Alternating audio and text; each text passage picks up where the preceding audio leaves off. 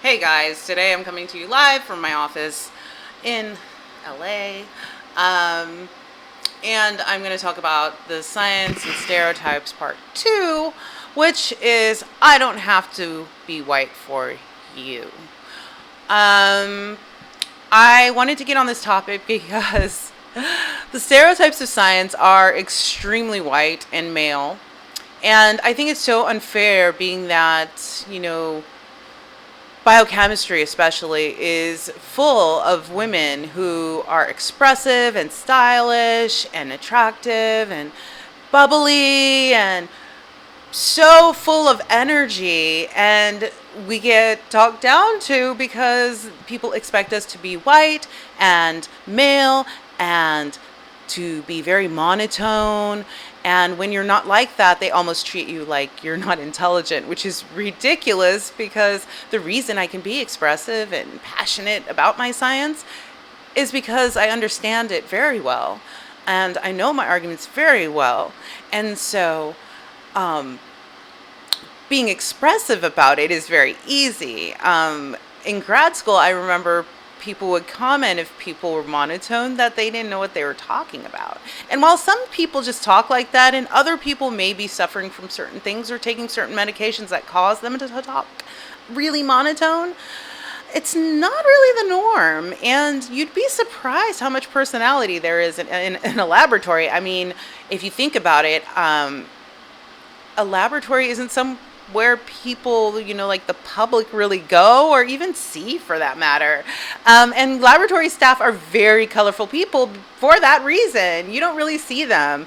A lot of them have tattoos. A lot of them have piercings. A lot of them have crazy colored hair. I used to have crazy colored hair myself. When I worked in a laboratory, it's not something where you need to necessarily look all that presentable. However, it's good to put on clothes that make you look a little polished. However, that's the big freedom of science, isn't it? To be yourself and to question reality and question social rules and norms, to find scientific and logical reasons for things. I mean, that's who we are. At the same time, we shouldn't further any stereotypes of who we are. I think that people want to believe that, women aren't logical. I don't know why they want to believe that. I mean, my mother is the most logical person in our family besides me. Uh, um, and I think that's because a lot of people operate off emotion and don't want to admit it. And so they point the finger at feminine people who may be outwardly expressive of emotion and say, see, that's not logical. But there's plenty of women in science these days, and there's plenty of people who love talking about their research. For example, I work at the pot lab. There's so much to talk about there. Just in saying that one sentence, people always go, ooh, that's so interesting. Tell me more. It's not what you think is the next thing I say. And then they're like, well, that even makes it more interesting because there's assumptions made. And then I can kind of nail down all those assumptions and say, see, it's not that bad of a thing. So I work in hemp research, and it's very challenging. I'm up against a lot of very competitive people who may not have the acumen that I have, and so it becomes a contentious thing. The problem is there's no respect for people of color in cannabis and hemp yet. And so it just goes on and on. But at the same time, in academic science, there's not much support for hemp and cannabis research because of racist laws that were put into place in the United States. That said, I think people are most surprised when they meet me because I don't have to get white for you.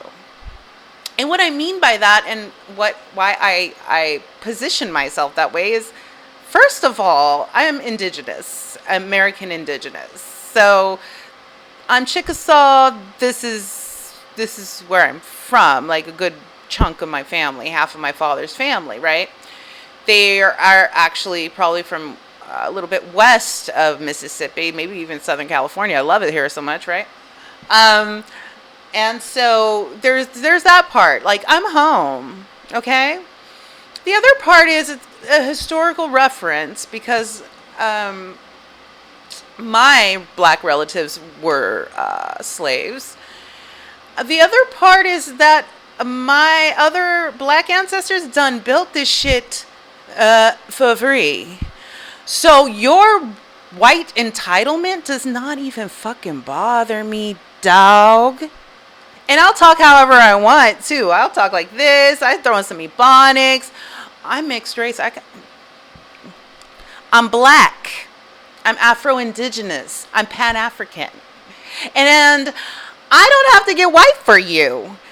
For people whose ancestors dragged my ancestors across the ocean, stacked and piled like logs in boats, who came here and raped the land of my other ancestors, I don't have to get white for you.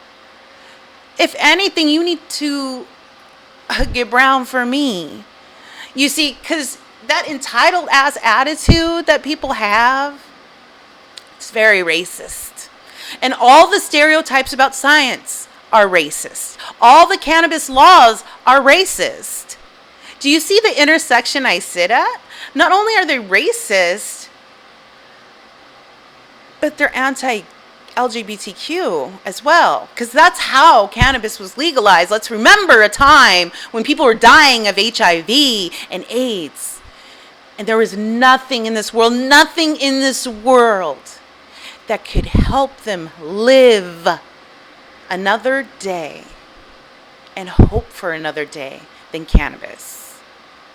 So when you ask me to get white for you, when you tell me my hair looks better when it's straight, or I look more professional when I have a blowout, or all the little microaggressions, all the little, oh, that's nice, I like your hair blonder, all those little microaggressions, oh, you don't sound black, oh, those microaggressions, yes, those microaggressions. You can take those and wind them up and stick them where the sun don't shine. Because I'll be damned if I'm going to sit up here and act white when I don't owe white people shit. I don't owe any white people a goddamn thing. The only white person in this world I owe anything to is my mother, who taught me enough to be analytical enough to tell you that I don't have to get white for you.